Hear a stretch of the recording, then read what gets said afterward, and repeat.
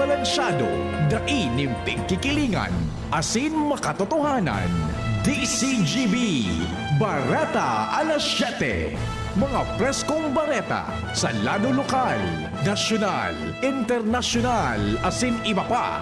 Bareta alas 7. Digdi sa GB, garantisadong bareta. Marahay na aga mga dugang, Lunes po ngayon, petsa 15 sa bulang Kanonyo 2026. Ini po ang Bareta alas 7 asin sa headlines ito yung darakulang mga bareta sa lado lokal. Obispo Bong Bailon nangapudan sa publiko na ipahayag ang paggamot sa nasyon sa pagiging totoo asin may paggamot.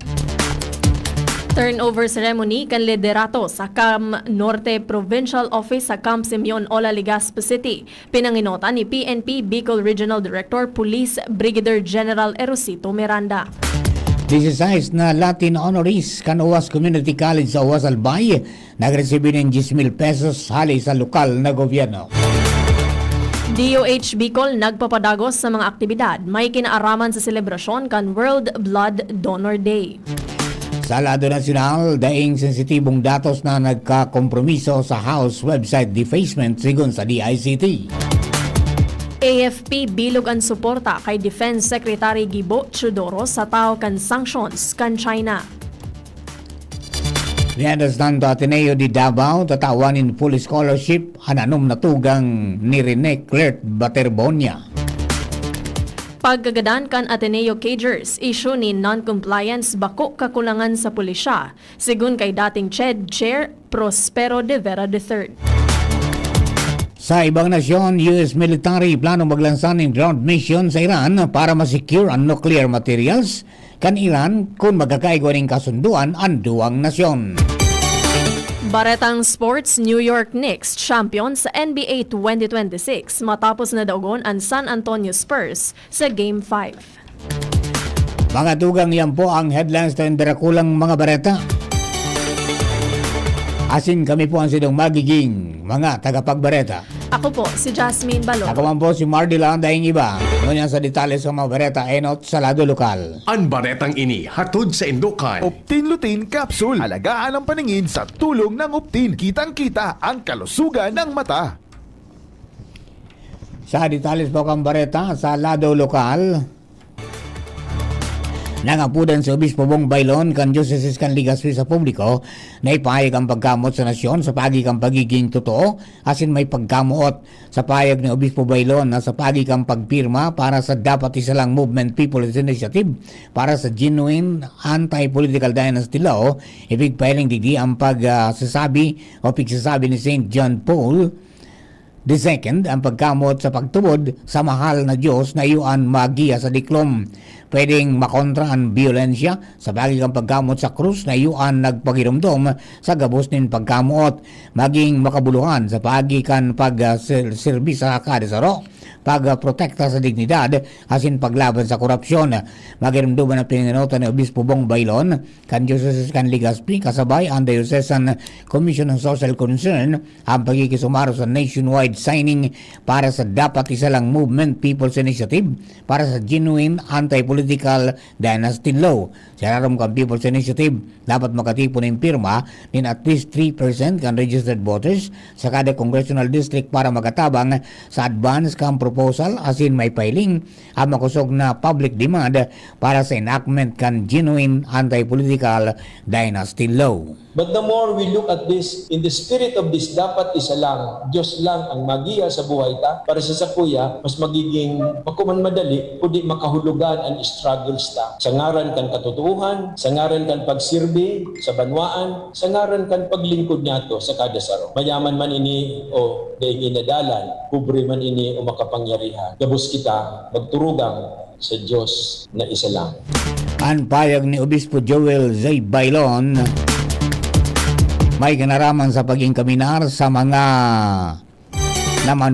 namamanwaan na ipahayag ang paggamot sa nasyon sa bagay pagiging totoo asin may paggamot. Ang baretang ini hatod sa Indokan Mega One. Ang Mega One ay may 21 sangkap para matulungan ka sa iba't ibang karamdaman tulad ng diabetes, high blood, stroke, arthritis, kidney failure, cancer, viruses, at iba pa. Tumawag kay Doc Joey Bitito sa 0998-975-8121 or 0917-853-8933. Pinanginota ni PNP Bicol Director Police Brigadier General Erosito Miranda ang turnover ceremony para sa Camarines Norte Police Provincial Office na ginibo sa PRO 5 Multipurpose Building, Camp Simeon Ola, Legazpi City. Ang seremonya formal na nagmarka kan pag-asumir kan pwesto kan bagong Provincial Director kan Camarines Norte na si Police Colonel Dave Mejia na dati nagserbi sa Highway Patrol Group. Piglalaoman na dadarhon niya ang sa iyang eksperyensya sa pamamayo sa Provincial Command asin ipagpapadagos ang mga programa asin operasyonal na naginibuhan sa komunidad. Sa iyang pahayag siniguro ni Police Colonel Mejia na masusteniran asin lalong pauswagon ang mga inisyatibo sa pagpapautob dinlay asin mga pag-iinguwa sa pakikipag-ulay sa mga barangay. Kasabay sa mga programa, iyo ang lalong mapakusog ang police visibility, disiplina asin serbisyo sa probinsya, susog sa mantra na serbisyong mabilis, tapat at nararamdaman. Pinagmidbid kan Department of Education Schools Division Office kan Legazpi City ana sa 30 youth leader sa kinibong Youth Leadership Excellence Awards o LEA Batang Leader Award na pinanotan kan GCI Legazpi Dawani asin GCI Legazpi. Pinagmidbid ang mga awardee dahilan sa indang pamamayo asin pagsilbi bilang mga leader sa indang mga eskwelahan asin komunidad. Sa mensahe ni GCI Legazpi Dawani LO President Eloise Marie Vasquez sa iyang tinawanin doon ang pagiging marahay na leader dahil nasusukol sa bilang kan medalya o sertipikong nare-resibi. Ang importante ang mga lakdang asin inisyatibong may positibong epekto sa kapwa mga hobines asin komunidad. Tinawan man yan doon na ang mga pinagbidbid niya na taon may kakonsiderar na saro sa pinakamarahay na henerasyon ng mga leader dahil ang kada simpleng aksyon asin proyekto na silang ipinagbusol may kakayanan na magdara ng mas dakulang pagbabago asin inspirasyon sa indang komunidad. Nagpasalamat ang Department of Health Bicol sa mga nakisumaro sa blood donation activity kasuudma sa Naga City. Sigon sa DOH Bicol ang aktibidad, parte kan selebrasyon kan World Blood Donor Day ngunya na taon na may katuyuhan na midbidon ang kabayanihan kan mga voluntaryong blood donor asin makaingganyar panin mas dakol na individual na maging regular na donor. Magkakaigwamanin kaparehong aktibidad sa Hunyo 18, 2026, magpoon alas 8 nin aga. Sagkod alas 12 nin pagkaudto sa Legazpi City Convention Center, Expo Hall B sa Legazpi City. Sa mga interesadong magdonar, pwedeng magpasiring sa nasabing lugar para maaraman kung kwalifikadong makapagdonar nin dugo asin makatabang sa mga nangangaipo. Sa iba pa niya itong mga baretang lokal, 16 na Latin honorees kan Uwas Community College o OCC sa Uwas Albay. Ang nakaresibin ng tig 10,000 pesos kada saro halis sa lokal na gobyerno. Sigung kay Uwas Mayor John Kenneth Trinidad, itinaw ang nasabing rekognisyon bilang pag-onra sa academic excellence asin achievements ka mga graduates sa koleyo na nakaresibin ng Latin honors sa academic year 2025-2026. Sa sayang mensahe, tinawan doon ni Trinidad ang importansya kan pag-invest sa edukasyon asin pagrekognisar kan mga hoben na achievers na nagsisilbing inspirasyon sa iba pang estudyante kan munisipyo. Ibig promisa man kan alkalde na magkapadagos ang lokal na gobyerno sa pagsuporta ng mga programa asin inisyatibo para sa sektor kan edukasyon sa Uwas Albay. Pigrereklamo kan sarong netizen ang mga nakawagas na basura asin bote nin alak sa New Road kan Barangay San Vicente, Tabaco City. Sigun sa nakalap na impormasyon kan DCGB News, pirmi ng pigdadayo ang nasabing lugar asin pigigibuhan nin darakulang aktibidad kun kaya importante ang pagmantener kan kalinigan. Sinabi kan opisyal na pirming nanotaran ang pagkakawaragas nin basura alaga daiman tulos na kukua kan mga para kolekta nin basura. Katakod kay ini ipinangapodan sa barangay asin lokal na gobyerno na riparuhon ang sitwasyon. Gibuhon na regular ang paghakot nin basura. Mantang dapat man na maging responsable ang publiko sa pagtapok nin basura, kung pupwede dai na ipagwalat sa nasabing lugar. Uminabot na sa 212,000 na hektarya kan taon 2025 bali sa 202,000 na hektarya kan taon 2010 ang forest cover sa Riyong Bicol. Sigung kay Department of Environment and Natural Resources o DNR Bicol Regional Director for Management Services Grace Carino, kapareho ininin 5% paglangkaw na resulta kang padagos man na pagpautob ka mga programa kang gobyerno para sa reforestation, forest protection asin pag-ataman kan rekursos natural. Mientras tanto, sigun man kay Environmental Management Bureau Bicol Regional Director Jerry Jeronimo Sanyes, nanotaran man ang Class AA water quality sa nagkapirang katubigan sa Riyong Bicol. Ang Class AA saro sa pinakangalangkaw na klasifikasyon ng kalidad ng tubig o gustong sabihin, malinig gini asin ligtas na gamiton kan komunidad. Hinagad kan Tabaco City PNP sa publiko na makipagkoordinar sa indang hipatura kung may impormasyon manungod sa lokasyon ni Maureen Barceliano na residente kan Barangay Langaton, Bakakay, Albay. Sigon kay Tabaco City PNP Chief Police Lieutenant Colonel Virgel Bibat, nakareport ang nasabing persona na nawawara kung saan ultimo ining nahiling sa Tabaco City kan Hunyo 12 ngunya na taon. Pinagkakarkulong 5'6" ang langkaw kaini, may light complexion halabaan buhok, asin payat ang sa iyang hawak. Ultimong nahiling ini, nasuulog ang faded blue baggy na maong na pantalon, itom na t-shirt asin brown na tsinelas. Tinawan doon man ni Bibat na dakulang tabang ang pakikipagkoordinar kan publiko. Tanganing tulos na mahanap ang persona asin maibalik nin ligtas sa iyang pamilya. Sa iba pa niya itong baretang lokal, pigigibuan na ng pagi kang gobyerno para may balik ang normal na supply ng kuryente sa probinsya kang Catanduanes sa Sangonyan, perming 12 oras na brownout. Sa sarong pahayag, sinabi ni Energy Secretary Sharon Garin na pigsulong kan mga ahensya kang gobyerno ang tulos na aksyon sa nasabing problema. Sigong kay Garin, nagkipag-ordinar na sa DOE ang mga opisyal kang Catanduanes kasabay sinda Governor Patrick Alain Azanza asin TGP Party List Representative Jose Bong Tevez Jr. para ipaabot ang sitwasyon sa isla. Kinumpirman man kan opisyal na handang magtagama ang gobyerno nindugang na pondo para sa pagikan napukor para sa mga lakdang na kinakaipuan tanganing mapadali ang pagbalikan maray na serbisyo nin kuryente. Sarong senior citizen, kaibahan ang tulong iba pang persona ang arestado kan mga otoridad sa magkasiblag na operasyon dahilan kan illegal na pagsisira asin pagbalgar sa Fisheries Ordinance kan Kabusaw sa Camarines Sur kan kaaging aldaw. Sigon kay Kabusaw PNP Chief Police Captain Albert Joven, nasabat kan bantay dagat asin kan pulisya an 71 anyos na senior na nagsisira sa kadagatan kan lugar gamit ang pinong pangki o ikot.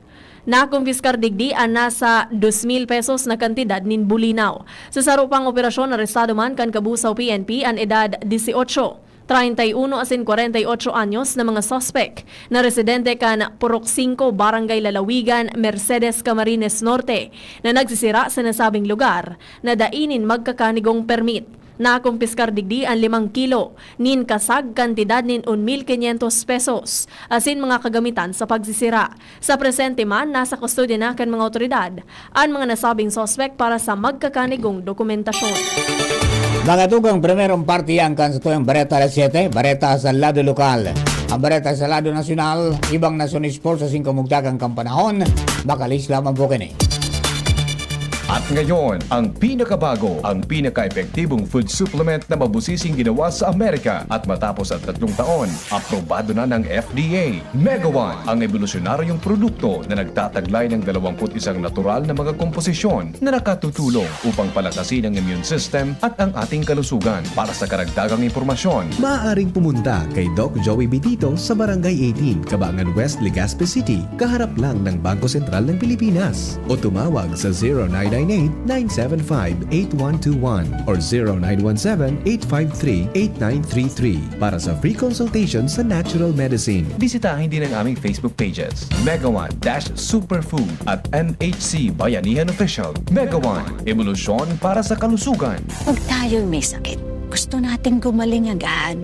Pero di ba mas maiging gustuhin malayo sa sakit? Ang yakap ng PhilHealth, programa ng gobyerno na nagbibigay ng libreng pagpapakonsulta, pati mga lab test. Kaya payakap sa yakap ng PhilHealth. Yakap ng PhilHealth nang tayo'y malayo sa sakit.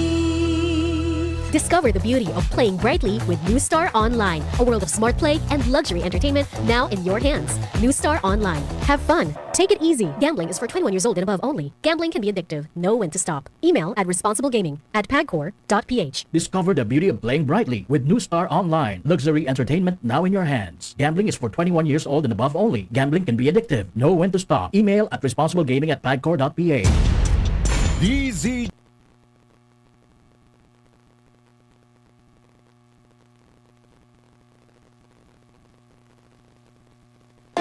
Ngunya na taong 2026, bagong programa, bagong sigla para sa kaaraman, kabuhayan asin komunidad. Uni na ang programang pang-edukasyon asin pangkabuhayan hatod sa Indo kan Bicol University Extension Management Division an sa Indong katuwang sa pag-uswag kan kaaraman, kabuhayan asin komunidad. Sa programang ini, mas pinarani ang serbisyong gobyerno sa namamanuaan sa gabay sa marhay na paggogobyerno. Mas pinahiwas ang pagkuha sa yamang dagat sa Buhay Dagat, Fisheries and Aquatic Resources Hour. Bago man ang mga segment ang madadagdag, nin mas modernong diskusyon asin kaaraman. An Gabay Isip sa Impapawid para sa kalusugang pangkaisipan. Asin ang usapang kapayapaan para sa pangkinaba na issue asin sa papel kan namamanuaan sa pagsulong nin katrangkilohan. Sa pangingenot kan sa indong host, Professor Edgar Barameda asin Professor Seth De Matera. Makakanangog kamo nin malinaw na impormasyon, makabuluhang diskusyon asin inspirasyon para sa komunidad. Ini ang programang pang-edukasyon at pangkabuhayan. Madadangog kada Miyerkules alas 11 hasta alas 12 minuto. Live sa DZGB 729 kHz. Udok sa paglingkod para sa sambayanang Albayano. DZGB Barreta alas 7. Ngunyan sa detalles po kan sa tuyang Bareta sa Radio Nacional, na indikasyon ng may sensitibo o kumpidensyal na impormasyon ng gobyerno na kompromiso kasunod ka na pabareta na pag-deface sa opisyal na website kan Kamara de Representantes sigon sa Department of Information and Communications Technology o DICT. Asarong paig sinabi kan DICT na tulos sining nagipag-ordinar sa Kamara sa pagikan National Computer Emergency Response Team para aksyonan ang insidente. Sa ngunya nakasentro ang mga otoridad sa pag-contain kan insidente, pagpapabalik ka mga apektadong serbisyo asin pag-aram sa pinagalian asin hiwas kan bako otorisadong akses. Nag-ordinar naman ang ahensya sa mga law enforcement agencies para sa mas hararom na investigasyon, pagpapabalik ka mga apektadong serbisyo asin pagpapakusog kan cybersecurity measures para maiwasan ang kaparehong insidente sa mga maabot na aldaw. Ipinag-insistir kan DICT na ang website defacement pagsuhay sa Cybercrime Prevention Act of 2012 asin papanimbagon ang mga mapapatunayan na nasa likod kan insidente. Mientras na ibalik naman sa normal na operasyon sa website kan Kamara kasudmang Domingo. Nagpahayag nin bilog na suporta ang Armed Forces of the Philippines o AFP kay Defense Secretary Gilberto Chodoro Jr. matapos siyang pagbawalan kan China na makalaog sa nasyon asin makipagtransaksyon sa mga Chinese entity kaibahan an sa iyang pamilya. Sigon kay AFP spokesperson for the West Philippine Sea, Rear Admiral Roy Vincent Trinidad, naan mga pahayag ni Chodoro, simpleng pagdepensa sa diretsyo asin interes kan Pilipinas, asin malinaw na nakabase sa international law, asin sa 2016 Arbitral Award. Tinaawan doon ni Trinidad na ang sanctions sarong pagbalo na manakot asin pasilensyohon ang mga nagbubulgar kan illegal asin mapirit na mga aksyon kan China sa exclusive economic zone kan Pilipinas. Sa separadong pahayag sinabi kan AFP na ang lakdang kan China bako sa nang laban kay Chodoro kundi sarong pagbalo na palayahon ang lehitimong paggamit kan Pilipinas kan mga sovereign rights kaini. Yan ang tanto tatawanin full scholarship sagod sa koleyo kan Ateneo di Davao University an anom natugang kan basketballistang si Rene Clert Baterbonia sigon sa manamiento kan universidad. Piganunsyo ni sa University President Father Karel San Juan SJ matapos ang ginibong misa bilang pagbidbid kay Baterbonia kan nakaaging aldaw. Sinabi pa nanda manan na magtabang ang ibang Ateneo School arog kan Xavier University sa Cagayan de Oro alagad pinili kanina kan dipuntong atleta na si Davao na sana dahil masarani ini sa saindang harong sa Agusan del Sur. Magirumduman na nagadan si Baterbonia kanunyo 8 matapos malunod sa sarong team building activity sa Dipicolao, Aurora. Ipinag-insistir ni dating Commission on Higher Education o CHED Chairperson Prospero de Vera III na bako kakulangan sa pulisya an ugat kan paggagadan kan duwang student athlete kan Ateneo de Manila University kundi an posibleng dai pagsunod sa eksisidong mga regulasyon kan gobyerno. Sinabi niya ang bagay na ini kasunod kanyang yaring insidente ni kina Rene Baterbonia asin Divine Adili sa sarong team building activity sa Aurora kan Hunyo 18. Tinawanin doon ni De Vera na malinaw ang mga regulasyon na dapat sunodon kan mga eskwelahan para sa mga aktibidad sa luwas kan campus. Sinabi niyang ang CHED Memorandum Order No. 63 na nagtatalaan kan mga kinakaipuhan na safety measures. Bako magkondukta nin mga off-campus activity ang mga higher education institution. Kaibahan sa mga requirement ang koordinasyon sa lokal na gobyerno, pagkondukta nin risk assessment asin pagkua nin permiso gikan sa mga magurang o guardian kan mga estudyante. Tinaawan doon ni De Vera na warang exemptions ang mga autonomous university sa pagsunod sa nasabing opisyal o polisiya. Ipinaliwanag man niya na mantang ang Department of Justice o DOJ as in National Bureau of Investigation o NBI ang naghihiling sa posibleng criminal liability. Katakod kan insidente ang CHED naman ang may mandato na reparuhon kung may administratibo o institusyonal na paninimbagan ang eskwelahan. Nagtutubod siya House Prosecutor in Manila Representative Joel Chua na ang mga senator judge na aktual na naging parte sa pagdangog sana ang dapat na magboto sa impeachment trial ni Vice Presidente Sara Duterte. Ginibo ni Chua ang pahayag sa hapot kung ginagaypuan pa manggiraray nin maabot sa 2/3 kang kabilugan ng miyembro kan Senado o 16 na boto para matulan si Duterte. Magarumduman na sa ngunya nakakulong si Senador Jinggoy Estrada katakod kang kasong plunder mantang daiman maaraman ang kinamumugtakan ni Senador Ronald Bato de la Rosa na may kinakampang na warrant of arrest gikan sa International Criminal Court o ICC. Tinawan niya nin doon na niba ang impeachment trial sa ordinaryong legislative process dahil kinakaipuan na direktang mahiling ka mga senator judge ang mga testigo asin ugidon kung nagsasabi nining katotohanan. Alagad sinabi ni Chua na nasa Korte Suprema pa magiraray ang pinal na desisyon. Nagpatanid si Senator Panfilo Ping Lacson na posibleng umabot sa sarong constitutional crisis sa impeachment trial ni Vice President Sara Duterte kung magkaigwanin kakulangan sa numero kan senator judges dahil sa posibleng preventive suspension sa pagkapreso kan nagkapirang senador katakod kan investigasyon sa pigsasabing irregularidad sa mga proyektong flood control. Dahilan digdi pigrekomendar ni Lacson na pag-adalan ang posibilidad na tugutan na gibuhon kan mga suspendidong nakapresong senador an sa indang trabaho bilang senator judges sa impeachment court maski para mientras na daisinda makapagtrabaho bilang mga legislador. Sa sarong entrevista sinabi ni Lacson na maski saro ang komisyon kan Senado asin kan impeachment court pwedeng magkaigwanin legal na interpretasyon na magkaibang entidad ang duwang institusyon. Kung separadong entidad ang impeachment court asin Senado, posibleng ang suspensyon minasakop sana sa saindang trabaho bilang senador asin bako bilang senator judge, segun pa kay Lacson. Ipinaliwanag niya na kung in kaso umabot sa 9 na senador, ang masuspender o mapreso, 15 na sana ang matatadang miyembro kan impeachment court. Sa iraram kan konstitusyon, kinakaipuhan ang boto kan 2/3, kan gabos na senador o 16 na boto para mahatulan ang sarong opisyal sa impeachment proceedings. Sa ibang bareta niya, to kinumpirmar ni Senate President Pro Tempore as in Acting Senate President Sherwin Gatchalian na mabuelta ang sesyon kan Senado niya na Lunes, Hunyo 15, 2026, apisar kan isyu sa liderato kan Senado. Sigun kay Gatchalian, ipapautob pa magirare ang mas makusog na seguridad sa Senado ngunyan, kaibanan ng pagpautob kan no visitor policy bilang parte ka mga precautionary measures dahil sa pigsasabing patakot sa seguridad na inireport ka National Bureau of Investigation o NBI. Enot nang nagluwas ni memorandum ang opisina ni Gatchalian kanunyo 9 para magpautob ng heightened security protocols alagad bako malinaw kung anong klase ng convening ang gigibon ngunyan na aldaw dahil wala pang detalyeng pagkapaluwas kung ini regular session, organization meeting, committee hearing o iba pang special proceeding. Nakatalaan na magsumitir ngunya na aldaw ang House Prosecution Panel nin pre-trial brief sa Senate Impeachment Court.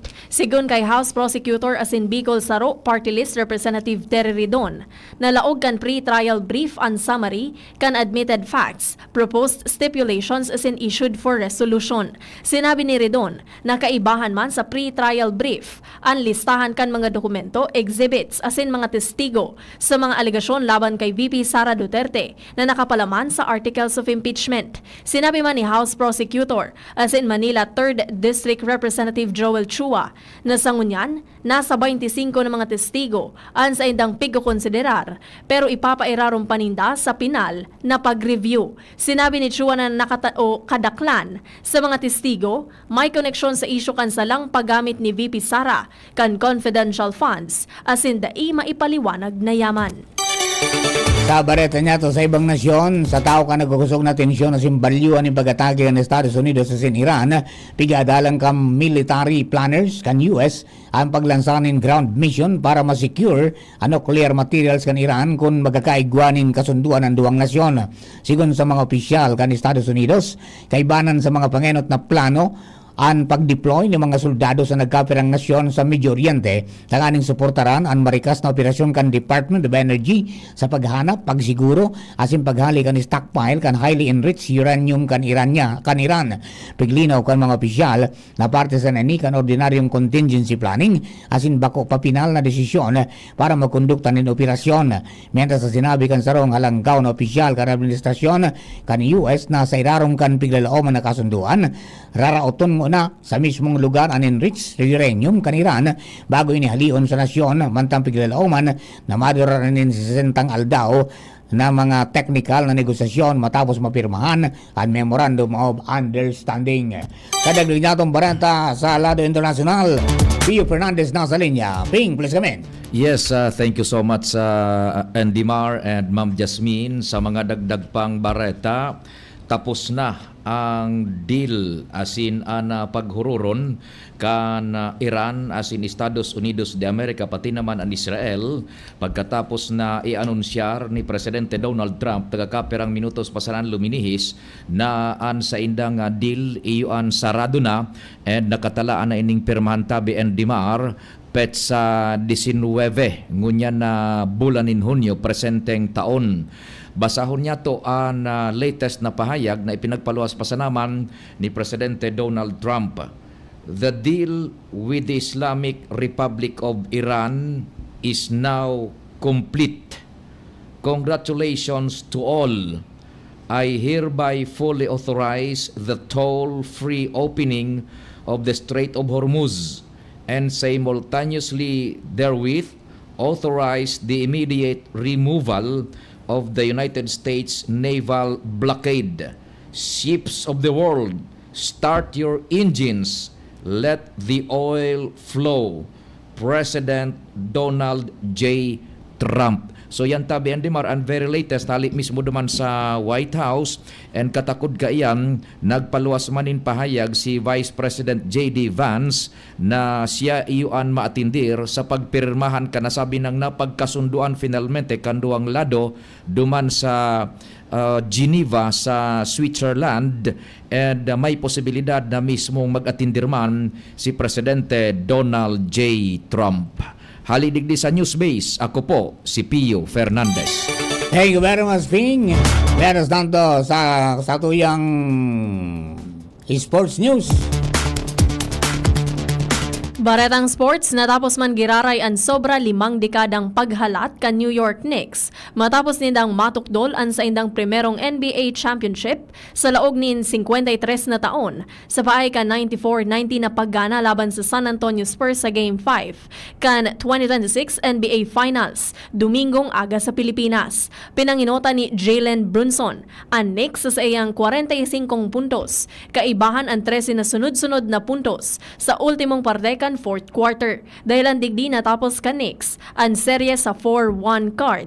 Asin opisyal na naibalik ang kampyonato sa mga pinakang sikat na prangkisa sa NBA. Speechless si Brunson dahil ini ang gabos na pangaturugan niya sa giraray na ipinailing ka Knicks an sa iyang tibay matapos makabangon gikan sa 16 na pundo sa deficit sa kawat. Gabos sindang 4 na paggana sa serye, nakabawi sinda hali sa double digit na bentahe. Nagrehistro man si Brunson in bagong franchise record para sa pinakang dakol na puntos sa sarong NBA Finals game kan Knicks. Nalampasan niya ang dating record na 31 puntos ni Willis Reed kontra sa Los Angeles Lakers kan 1970 Finals. Magatungo sa mugdagang kang panahon, si Sir Ariel Samudyo, kang Bagasa des Regional Forecasting Center. Sir Ariel, good morning, please come in. Okay na aga po sa tuyong weather forecast ngayon na aldaw ng Lunes. Ang kaapekto ang easterly sa eastern sections kang Visayas at San Mindanao. Di man sa Kabikulan sa maghapon nilalauman ang bahagya hanggang sa mapanganuro na kalangitan na may mga pulong-pulong pagkuran o pagkikilatasin pagdaguldol lalo na sa hapon o sa banggi na daraman kan mga localized thunderstorms. Maluya hanggang sa katamtaman na doros na halis sa timog sirangan na mamatian na may banayan hanggang sa katamtaman na pag-alot kan kadagatan. Ang nagawat kan temperatura sa maghapon nilalauman, 26 hanggang 35 antas kang Celsius. Ang saldang nagsirang alas 5:18 ni aga, masulno pa dyan alas 6:12 ni hapon. Alipodigdi sa Diyos ni Pag-asa, Ariel Samudyo. Thank you very much, Sir Ariel. Mga tugang inabang gabilugagan sa tuyang Bareta, alas 7. O yan pong aldaw na inin Lunes, June 15, 2026. Napakara po ka na ito ang nyato sa pagsurat ka mga Bareta sa lakadis na 12 oras. Jenny Baleran, Nicole Anguriani, asin man si Shara May Leron. Lado technical, kasabay nato si Chief Ramir Tanay, si naman si Jerome Nico Martinez, ito yan pong IT. Siyempre, Mega Force Patrol. Hello kay Kuya Bob Gandano dyan po sa San Lorenzo, Tabaco City. Operalista Lola, good morning. Marvic Dula, good morning. Si Bing Buen Boris dyan po sa San Isidro sa Malilipot, good morning. Si naman sa Augusto Estrella, good morning. Sintakbos po nakatunin sa 729 kilos sa ka mga radyo sa AM Band. Asin man mga tugang sa 106.9 WGB FM. Good morning kay partner King Rinaldo, asin man kay Gerald Aranya. Condolence po kay Gerald. Mamaya po ang internment kan tatay ni Gerald. Condolence po sa giraray. Kami po ang sila mga naging tagapagbareta. Ako po, si Jasmine Balolo. Ako man po, si Mardila Daingiba. Thank you for keeping us company. God bless the Philippines. Sa mga na po masunod, ang Apot with BP Henry Maceda. Yan ang DCGB Bareta alas 7. Abangan giraray sa aga.